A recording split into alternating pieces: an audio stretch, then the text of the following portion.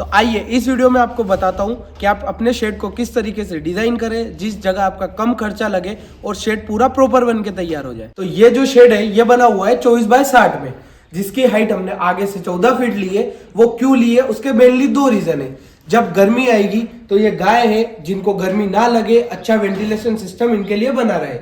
दूसरा रीजन है, समझ लो आगे जाके हमको यहाँ पे भूसा खाली करना पड़ा तो ट्रॉली जो है वो पूरी अंदर आ सके और यहाँ पे उलार हो सके। और पीछे की साइड से हमने इस पे 1.5 से 2 फीट का वेंटिलेशन दिया है, जो कि हमारे इस शेड बनाते टाइम सबसे बड़ी गलती हुई है। तो ये शेड जब हमने डिजाइन किया था तो हमने पीछे स्लोप में चद्दर नहीं लगवाए थे।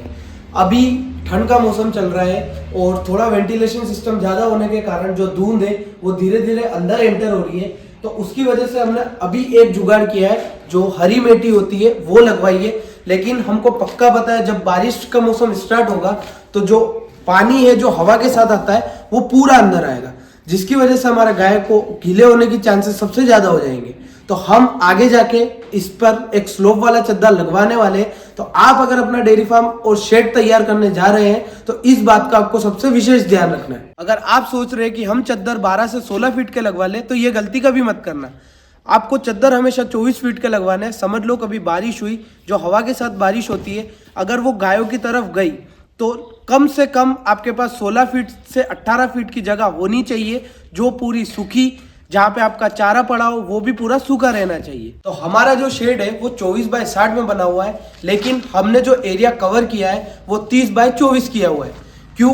क्योंकि इस 30x24 के एरिया में लगभग 10 से 12 पशु आराम से बन सकते हैं। बाकी कुछ एरिया में हमारी कुट्टी मशीन, फीड और आगे की जगह हमने इसलिए छोड़ रखी है क्योंकि आने वाले टाइम में अगर भूसा वगैरह हमको भरना हो तो उसके लिए हमारे पास वेकेंट जगह पहले ही पड़ी हो। अब बात कर लेते हैं शेड के खर्चे की और हमने किस विशेष चीजों का ध्यान रखा है। जो हमने चद्दर लिया है वो 4 फीट चौड़ा और 24 फीट लंबा है। आपको चद्दर में स्पेशली क्वालिटी का ध्यान रखना है। हमने लिए है टाटा के, बाकी आप आपके एरिया के हिसाब से चद्दर ले सकते हैं। टोटल यहाँ पे 17 चद्दर लगे हुए हैं, जिसकी हमको एक चद्दर की कॉस्टिंग 1800 से 2000 के बीच में आई थी।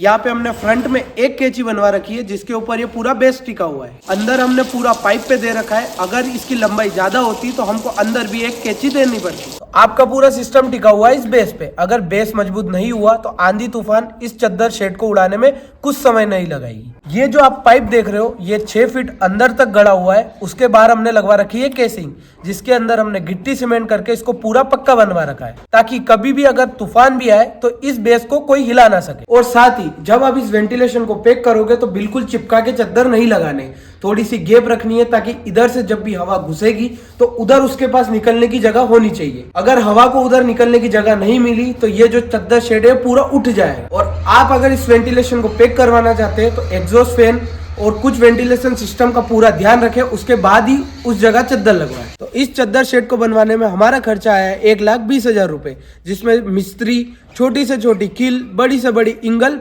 पूरा इंक्लूड है। अगर आप डेयरी फार्म की शुरुआत कर रहे हैं तो आपके लिए बेस काफी है, जिसमें आप आराम से 25 से 30 पशु बांध सकते हैं।